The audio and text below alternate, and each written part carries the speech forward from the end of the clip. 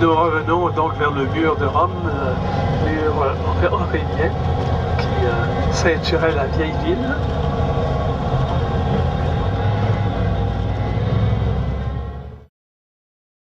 Ici, le palais de Latran que vous voyez devant vous a servi aussi. La plupart du temps, des assemblées publiques se faisaient là. Les jugements de cour étaient donnés... La basilique du Latran est la cathédrale du pape en sa qualité d'évêque de Rome. Elle fut érigée par Constantin en l'an 320 et c'est la plus ancienne basilique de Rome.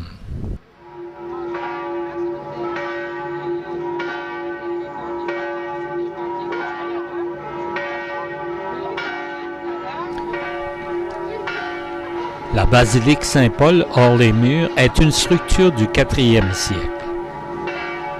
Elle fut détruite par le feu et reconstruite selon les plans d'origine. Le cloître date du XIIIe siècle et il fut épargné par les flammes.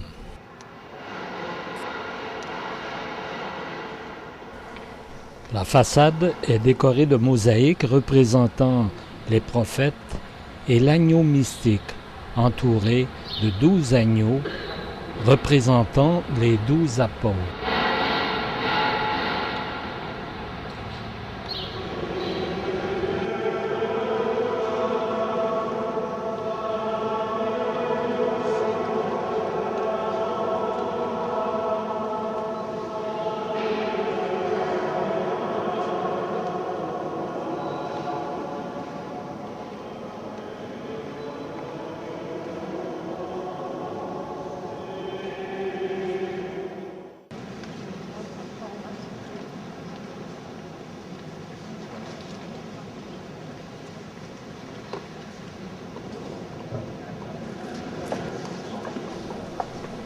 La dépouille de Saint Paul serait conservée dans une crypte de la basilique construite par Constantin.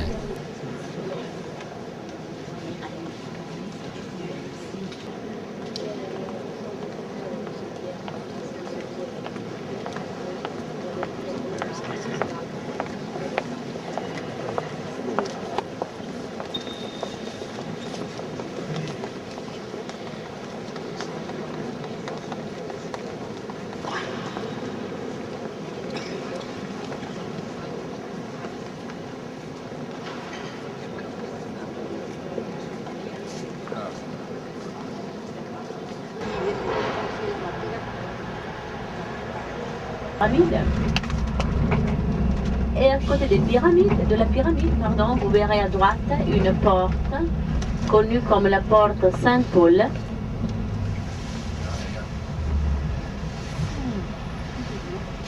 Porte Saint-Paul parce que c'est de là qu'il y a le départ de la voie Ostiense. La pyramide de Caius Cestius est un monument funéraire érigé entre le XVIIIe et XIIe siècle avant Jésus-Christ. La pyramide est recouverte de marbre et elle s'inspire des pyramides d'Égypte. C'était un quartier HLM. Maintenant, c'est quand même un quartier résidentiel. Le cercle Massimo est situé entre les collines du Palatin et de l'Aventin. Il fut le siège de courses de chars et de chevaux depuis la création de Rome. Les premières installations remonteraient au roi Tarquin du VIe siècle avant Jésus-Christ. Large date 315, des artistes qui pouvaient réaliser un monument en honneur d'un empereur, donc on a préféré détruire et reconstruire. Cette partie est la partie intérieure du Colisée. Maintenant, vous verrez le mur d'enceinte extérieur du Colisée qui avant cachait la partie intérieure. Regardez, le contrefort en briques que vous voyez ici a été réalisé au XIXe siècle après un tremblement de terre. En effet.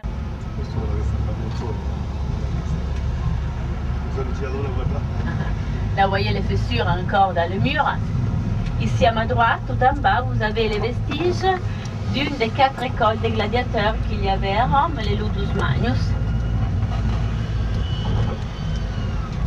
Et ici, enterré, disons, sous cette colline que l'on voit sur la droite, il y a les vestiges de la maison dorée de Néron, donc du grand palais de représentation bâti par Néron après l'incendie du 64. Le pape Calixte III et sûrement son neveu très célèbre Alexandre VI Borgia. Donc on a dit que le plafond de cette basilique a été décoré avec l'or que Christophe Colomb avait donné à la reine Isabelle II. Et c'est pour ça qu'encore aujourd'hui, il y a le 5 août et la fête de la Madone de la Neige. L'église Sainte-Marie-Majeure fut érigée après le concile d'Éphèse en 431 sous le pape Sixte III. Vous voyez bien, la façade de l'église, malheureusement et heureusement, cache la belle façade mosaïque. Et là, vous voyez aussi le clocher le plus haut de Rome, 75 mètres. On lui attribue la légende du miracle de la neige. La Vierge serait apparue en rêve aux papes libéraux et au patriarche romain Giovanni en leur indiquant le lieu où construire une église. Il y aurait eu cette nuit-là, miraculeusement, de la neige. L'architecture fasciste, l'époque de Mussolini, mais inaugurée aux années 50. Siècle sur projet de Michel-Ange. Au centre, vous avez cette grande fontaine, la fontaine de Nayade, Nayade Saint-Denis, c'est une fontaine début 20e siècle.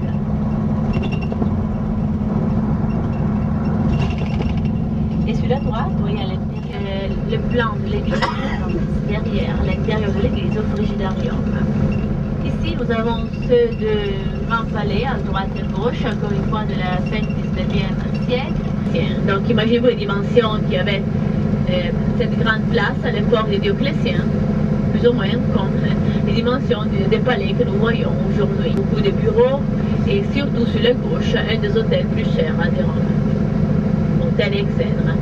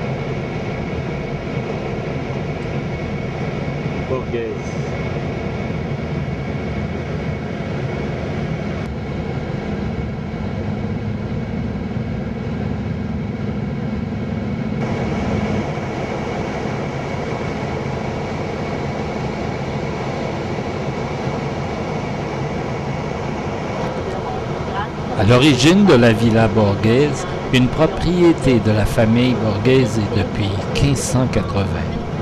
Le cardinal Scipione Caforelli voulut y créer une villa des délices.